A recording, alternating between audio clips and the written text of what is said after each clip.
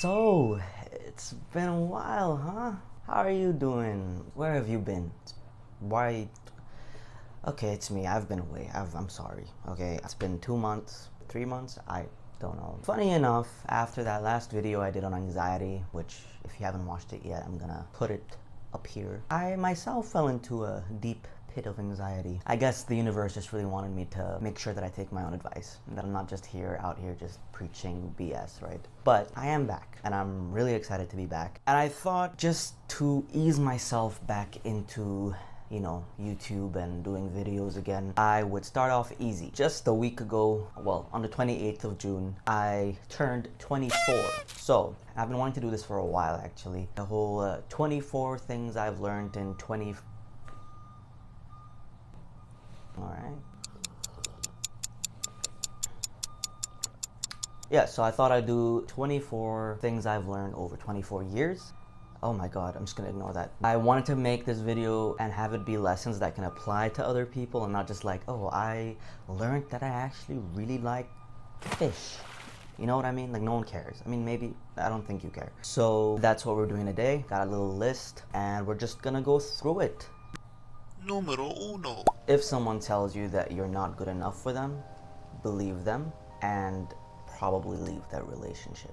If you're lucky enough, because I know that this doesn't always apply to everyone, a mother's love is unmatched. I mean, at least my mother, alhamdulillah, she wants the best for me. Even if she doesn't agree with everything that I do, she still shows up for me every day and wishes me nothing but the best. And on kind of that topic, I guess, just because our parents do want the best for us most of the time, again, if you're lucky enough, doesn't always mean that they know exactly what.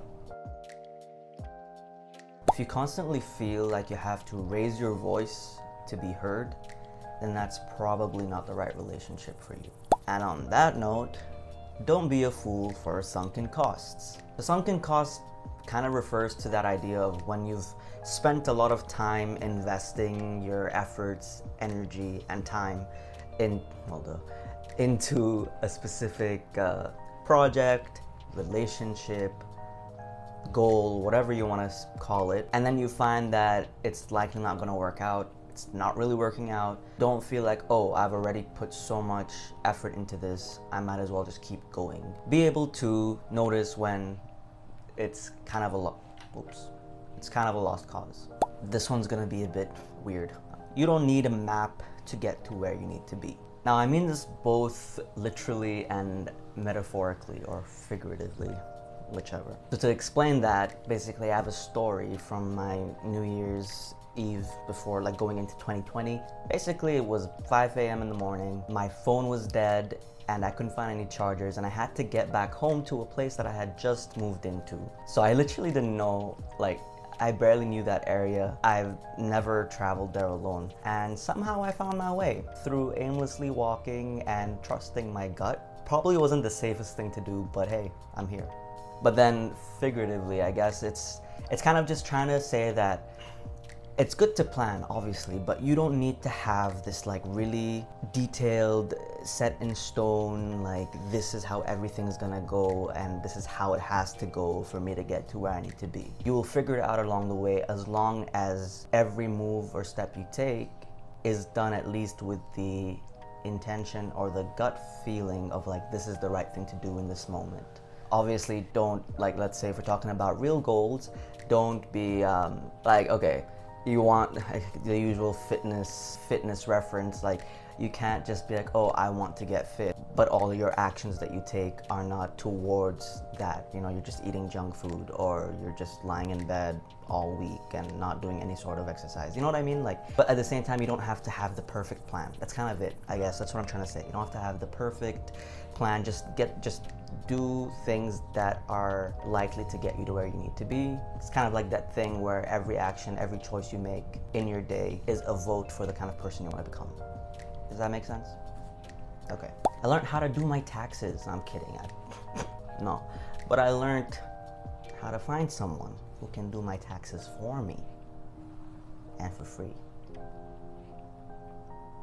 Don't be too available. Now this is funny because my dad used to tell me off for it when I was growing up. Like he'd always tell me like you don't have to say yes to every plan, because sometimes, you know, our family would have plans with other people and I'd have to cancel on my friends to go with my family and I would hate it. And my dad would always tell me like, why are you so available to your friends? Do they always say yes to your plans? No. So why can't you have, it's kind of like having your own life outside of particular people, right? So I think that was a great lesson. Obviously, at the time, I was very like, don't tell me what to do. I want to go see my friend. But now, at this age, I think it is important to not be too available and to make sure that your relationships are balanced. I mean, obviously, your friendships, relationships should not be transactional, and it shouldn't be like a one-for-one thing. But you know, there should be a certain balance. Don't be the one that's always there when the other person doesn't show up most of the time. Despite what my grandmother told me growing up, cats do not make you infertile. Infertile? Don't come at me for pronunciation, okay?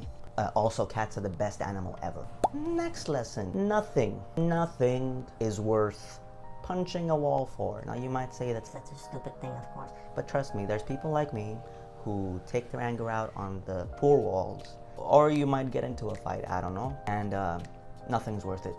Because when you do that, you do it out of anger. You've been hurt or upset by something. Why would you then hurt yourself again? It's just not worth it. And you look much cooler keeping your cool. Stop skipping your software updates for your phone, for your laptop, your iPad. Stop skipping them. They're there for a reason. If you skipped your download, if you skipped your update just now, go. Pause this video. Go do your update. I don't care. Do it. Money does buy happiness, but most of the time it's short-lived. I mean, obviously money, when it comes to your necessities, food, shelter, water, etc., that's not short-lived. You need that every day. But that's the basic necessities. I'm talking about the more luxurious stuff, or the more like your wants rather than your needs. You know, having money, yeah, I buy stuff online and I get really happy when I get it and it's nice, but soon it's gone. I know that a lot of people, including me, sometimes we buy things to kind of keep up that excitement and fill a void, and it works while you're expecting the items and when they get there, but soon after that you're back to feeling empty. So focus on the more sustainable happiness, which is more of a mental state. Closure is a scam. And I'm stealing that particular phrase from a friend, and he'll know if he watches this. But it really is. If you had a falling out with someone, take it as it is. Unless there's really something else to be said, or like there's a way to actually mend what has happened. But typically we seek closure most of the time, I feel like, for relationships. And really there's no point. It ended. Just accept that it did. You're gonna hurt yourself more by seeking closure. I guess so much for saying that this is generalized, but I'm saying here that I should have paid more attention to my Microsoft Excel lessons during ICT classes. So hey, if you're a young person and you're learning that right now, pay attention. I do those LinkedIn like quizzes to test my skill. I'm like, oh, Microsoft Excel, I know how to do it. I make spreadsheets all the time. But there's so much more to Excel than you think, and I know nothing about it. Sometimes, no matter what you do, no matter what you say, how many times you try to explain it to someone, you're just not gonna get them to see it your way from your point of view, and that's okay. Learn to be okay with that. Being extremely cautious, like physically, you know, to avoid injury is great because you avoid the common injuries, but somehow you end up with really weird medical issues. It's pronounced exorcist, not exorcist, but I guess it's just the Arab in me, so.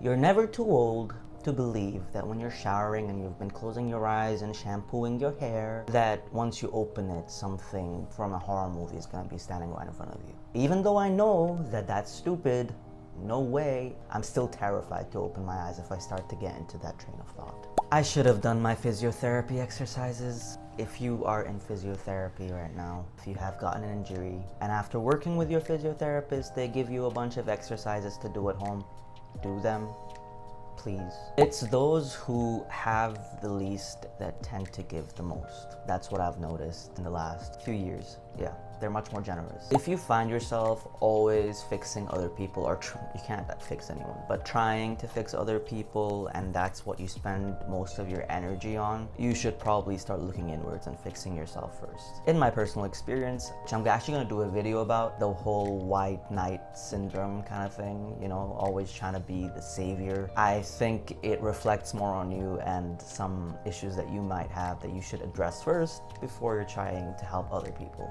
And fixing is not helping. Helping doesn't mean fixing. You can't really help someone who can't help themselves or who doesn't want to help themselves. You won't be perfect at something or almost perfect at something until you actually start doing it. I know you've heard this a lot. You know, you can read up all you want, but it's only when you actually start to apply the knowledge in some way that you actually learn and you get better at it. Writing up 3 main goals for every day will make you more productive. This is something I've been trying to do for the last 2 weeks, 3, I don't know, but it's been working out. I have a whiteboard there, and basically I write up 3 main goals that I want to get accomplished for the day. And it doesn't have to be like 3 huge goals just because it's the main one. Like, it could just be sending an email out, but it's an important email, you know what I mean? I have an issue with prioritizing and being overwhelmed with having so many things to do, even if they're not actually like a big deal, that doing that really helps me. I've been getting more done because I'm not getting paralyzed by the amount of things I gotta do. I just focus on those 3. If they're done early, great. Maybe do some other things or just chill out for the day. And the last one, you know, I'm a Muslim and we believe that Allah, God, is the best of planners. So this is related to that, but you can apply it to your life even if you're not religious in any way or from another religion. Basically, trust that everything is leading you right where you need to be. Even if it's not very pleasant at that time, if you're going through hard times, as long as you, again, good intentions, you're trying to better your life, be patient and you'll get to where you need to be. Trust me. All right, and that was it for 24 lessons in 24 years. Thank you for watching. I will be more active on this channel from now on because my life is a bit more settled. In general, I talk about psychology, mental health, self-help topics on this channel. If you're into that, then subscribe and you can keep up with all the future content that will be posted. Until then, here are some playlists that you can go through. I'll see you next week, or maybe even earlier than that.